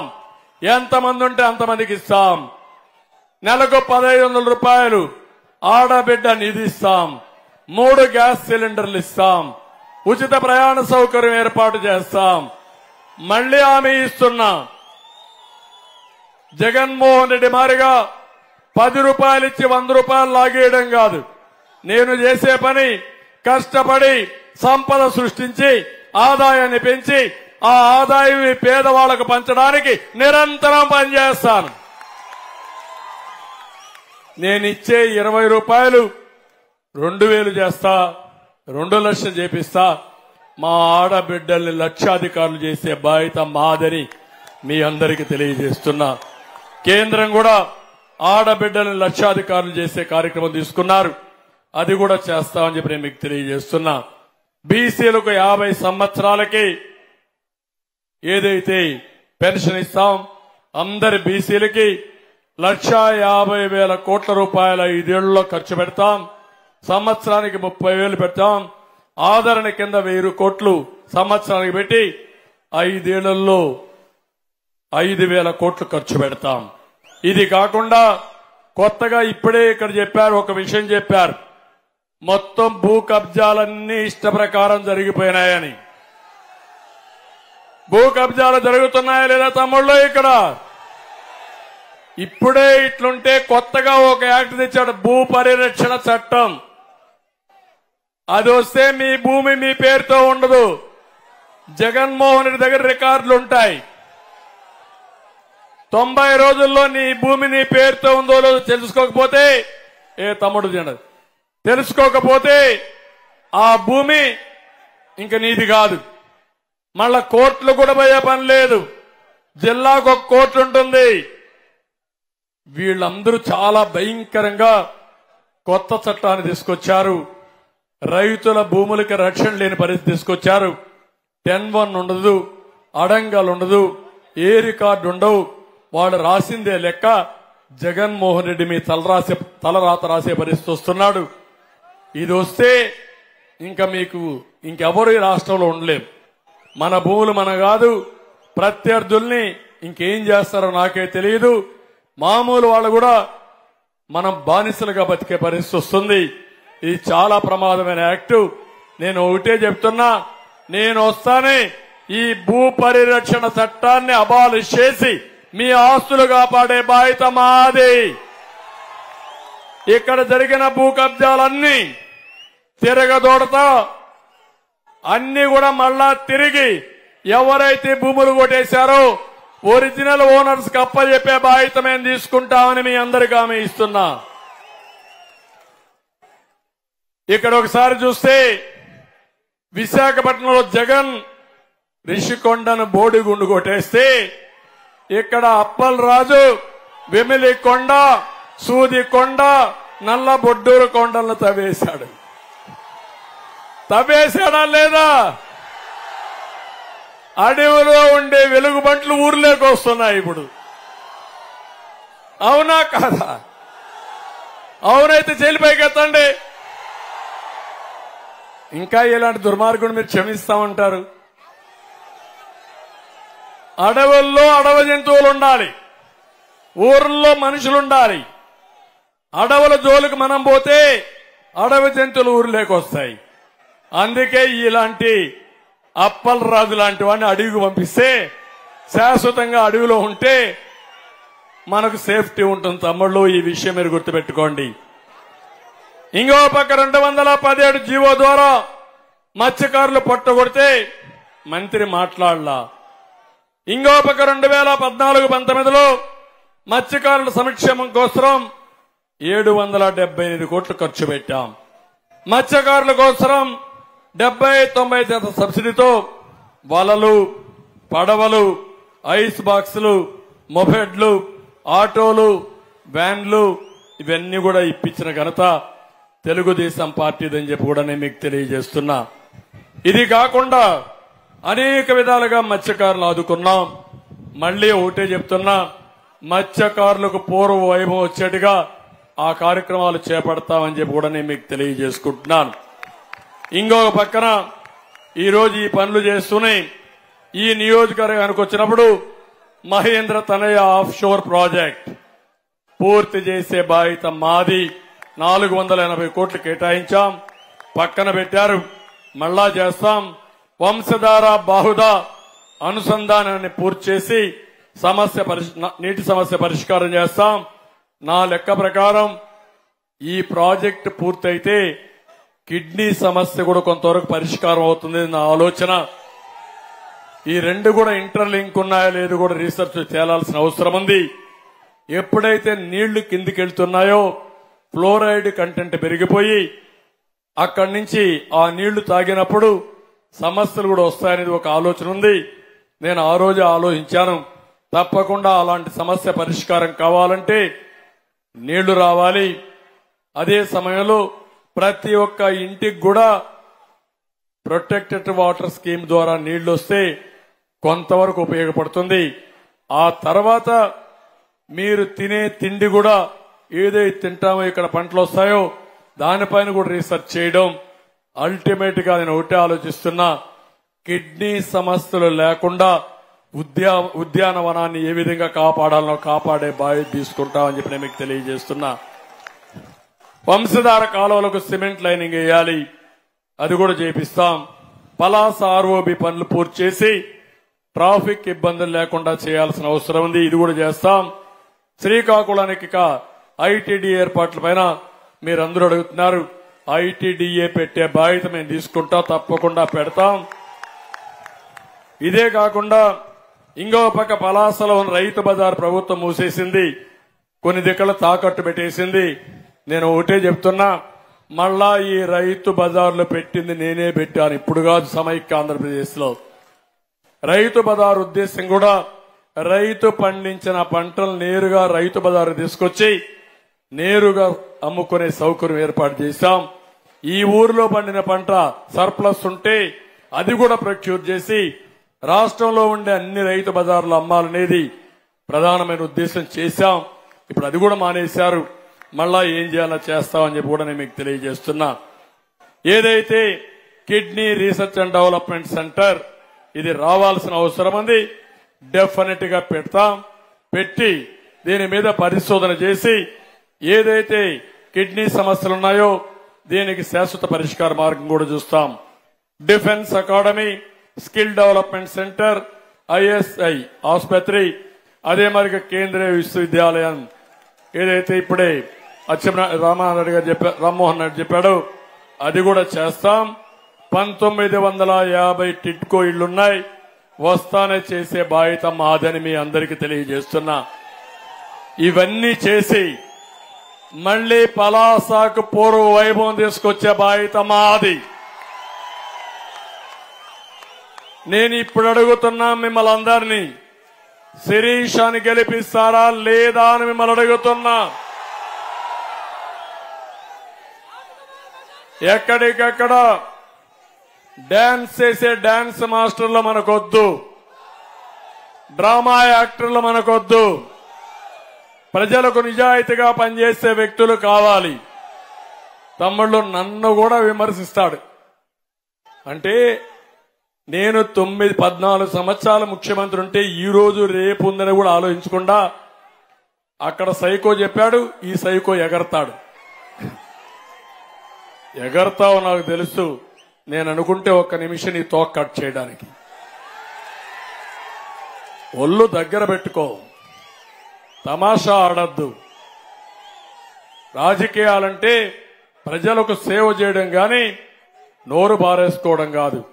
నోరు బారేసుకున్న వాడికి నోటి నిండా సీసం వేసి శాశ్వతంగా ఆ నోటికి సీల్ చేసేస్తాం, మళ్ళా నోరు తెరవకుండా. ఆ విషయాలు గుర్తుపెట్టుకోవాలి వీళ్ళు. నన్ను మా మంచితనాన్ని చూశారు కానీ మంచితనం అయిన తర్వాత నిన్న కూడా మీరు చూశారు, ఒరిజినల్ గా గొడ్డలితో బాబాయిని చంపి మన మీద పెట్టారు. ఆ తర్వాత కోడి కత్తి డ్రామా వేసి మనమే ఆ కోడి కత్తితో ఆయన పొడి చేయబోయామంట. ఇప్పుడు గులకరాయితో ఆయన హత్యా ప్రయత్నం చేశామంట. మన మీద రాళ్లేస్తారు, మంది మాత్రం ప్రాణం కాదు, ఎక్కడ పోయినా దాడి చేస్తారు. ఆయనంట తెలుగు జాతికి ప్రతిబింబం అంట. మేమంతా ప్రతిబింబాలు కాదు, తెలుగు జాతికి చీడ పొరుగు. చీడ పొరుగు ఏం చేస్తాం మనం? మందు కొడతామా లేదా? వదిలించుకుంటామా లేదా? అలాంటి చీడ పొరుగు స్ఫూర్తి మనకు గౌతల లచ్చన్న గాని ఎర్రమనాయుడు గాని వీళ్ళంతా స్ఫూర్తి దాతలు. వీళ్ళంతా ప్రజాసేవకు జీవితాలు అంకితం చేసినటువంటి స్ఫూర్తినిచ్చినటువంటి దాతలు.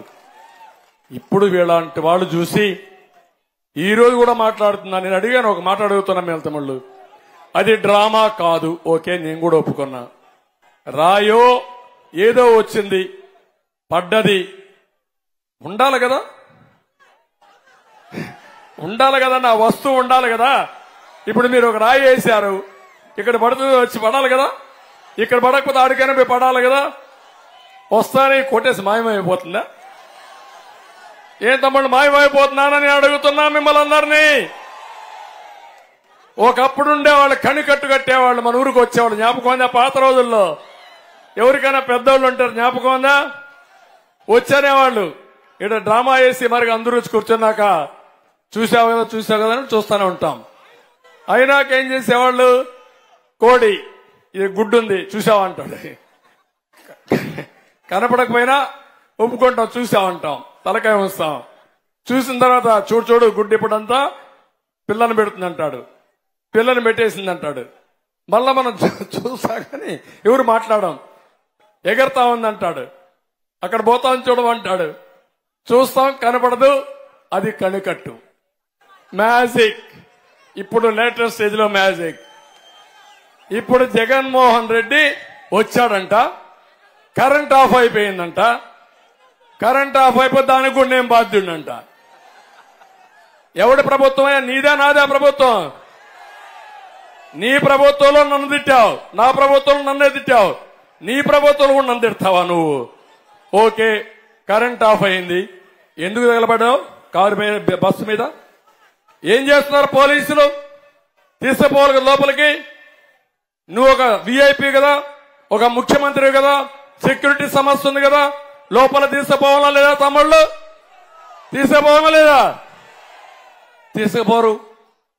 వాడు ఒక రాయి వేసాడంట, రాయి వేసిన తర్వాత రాయి తగిలింది. తగలతానే ప్లే కార్డ్స్ వచ్చాయి ముందర, మీరు చూసారా బస్సు ముందర? నా మీద రాస్తూ 5 నిమిషాల్లో ప్లే కార్డ్స్ బస్సు ముందర ఉన్న ధర్నా. డ్రామా కాకపోతే ఏంటే? డ్రామా మాస్టరు, నీ డ్రామా కథలు అయిపోయినాయి, ప్రజలకు తెలిసిపోయింది. ఇంక నో మోర్ డ్రామా. నీ డ్రామా నమ్మరు. ఆ విషయం నువ్వు గుర్తుపెట్టుకోమని హెచ్చరిస్తున్నా. ఈ డ్రామా కంపెనీలు డ్రామాలు మానేయాలి. ప్రజా సమస్యలపైన పోరాడు.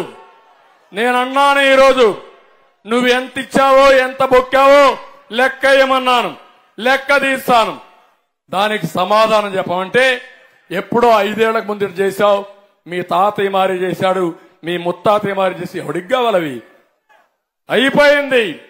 2019 నాకు ఓటేయలేదు. ఎందుకు వేయలేదు? ఆయన చెప్పిన మాట నమ్మారు. ముద్దులు పెట్టాడు, నెత్తిన చేయి పెట్టాడు, బుగ్గలు నిమిరాడు, ఐస్ అయిపోయారు, ఓటేశారు. తర్వాత పిడిగుద్దులే గుద్దులు జరిగాయి. ఇప్పుడు ప్రజల్లో బాధుడే అయిపోయింది. ఇప్పుడు ప్రజల్లో కోపంలో ఉన్నారు. ఇప్పుడు మళ్ళా కొత్త నాటకాలకి, కొత్త డ్రామాలకి తెర తీశాడు. అవునా కాదా అని అడుగుతున్నా. నేను కూడా ఖండించాను. ఎప్పుడన్నా నా మీద రాయేసి నువ్వు ఖండించావా? నువ్వేంటయ్యా నేను అడుగుతున్నా? నువ్వు పెద్ద గొప్ప నాయకుడివా? మీ నాయన కంటే ముందు నేను ముఖ్యమంత్రిని, గుర్తుపెట్టుకో. సమైక్య ఆంధ్రప్రదేశ్లో, ఈ దేశంలో కేంద్రంలో ప్రభుత్వాలు ఏర్పాటు చేయడంలో నేను ముందుండే వ్యక్తిని. నేను తప్పు పట్టడం లేదు. వచ్చింది నీకు అవకాశం. అవకాశం వచ్చిన తర్వాత దాన్ని దుర్వినియోగం చేస్తూ పెద్ద చిన్న లెక్క లేకుండా ప్రతి ఒక్కరిని ఇష్టానుసారంగా మాట్లాడి ఒక పేటీఎం బ్యాచ్ ని పెట్టుకొని విపరీతంగా పవన్ కళ్యాణ్ వస్తే నోరు బారేస్తారు. ఈ రోజు కూడా ఒక వ్యక్తి మాట్లాడుతున్నాడు, పిఠాపురంలో ఓడిస్తారంట, మేము వీడిని పులివెందల్లో ఓడించలేం అంటే ఆంబోతుల మారిగా అరుస్తారు, ఇష్టానుసారంగా మాట్లాడతారు. అంటే వీళ్ళ మాటలకు భయపడి మేము పారిపోతే ఇక్కడే ప్రజానీకం బానిసలుగా వీళ్ళకి బతకాలి. వాళ్ళు వేసే ఎంగులు మెతుకులు మీరు తిని నోరెత్తకుండా మీ జీవితాంతం బాధపడుతూ మీరు ఏం అడగకుండా డబ్బులు ఇమ్మంటే డబ్బులు ఇవ్వాలా, ఓటేయమంటే ఓటేయాలా. రేపు మనుషులకు రక్షణ లేదు, ఆడబిడ్డలకు శీలానికి రక్షణ లేదు. గంజాయి బ్యాచ్ వస్తుంది, గంజాయి తాగినోడికి తల్లి పెళ్ళాం వ్యత్యాసం తెలియదు. గంజాయి ఎందుకు వచ్చిందంటే నా మీద దాడి చేస్తారా, మా ఆఫీస్ మీద దాడి చేస్తారా? అంత కొవ్వెక్కిపోయిందా మీకు? అందుకే ఆ కొవ్వు తగ్గించడానికి ఈ ఎన్నికలు. మిమ్మల్ని అందరినీ కోరుతున్నా, ఎంఆర్పీఎస్ కూడా తప్పకుండా కేటగరైజేషన్ కు తెలుగుదేశం పార్టీ కట్టుబడి ఉన్నాం, అవి కూడా చేస్తాం. మళ్లీ నేను చెప్తున్నా, అందరికీ న్యాయం చేసి మళ్లీ ఆంధ్రప్రదేశ్ రాష్ట్రాన్ని, తెలుగు జాతిని అగ్రభాగాన పెట్టడం మా కూటమి లక్ష్యం. ఇది చేసే శక్తి సామర్థ్యం మాకుంది. నిండు మనసుతో ఆశీర్వదించమని అందరినీ కోరుకుంటూ సెలవు తీసుకుంటున్నా.